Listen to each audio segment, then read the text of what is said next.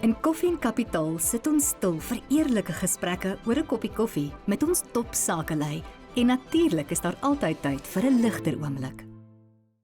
As jy enige iemand vir 'n koffie kon nooi, wie sou dit wees? Lewendig of dood? Enigiemand. Jesus. Ek dink ek sou Jesus nooi. Hy like my meer as enige iemand. Watter boek het die grootste impak op jou lewe gehad? C.S. Lewis het 'n boek geskryf, Mere Christianity. Dit het my brein geblaas. Watter idioom of uitdrukking gebruik jy te veel? Gee jou lyf 'n lekker tyd. Dis Elvis Bruce se slagspreeksoort van, en ons sê dit nogals baie. Watter mite oor leierskap sou jy graag wil hê dat mense moet ophou in glo? Wees net jouself. Ek dink dis 'n terrible ding om te wees, want as jy jouself regtig ken, dan kom jy soms agter jy's nie so lekker nie. So ek dink wat jy eerder moet doen is, jy moet kies wie jy gaan wees en wees daai ou. Uitstekend. Wat doen jy om jou kop skoon te kry?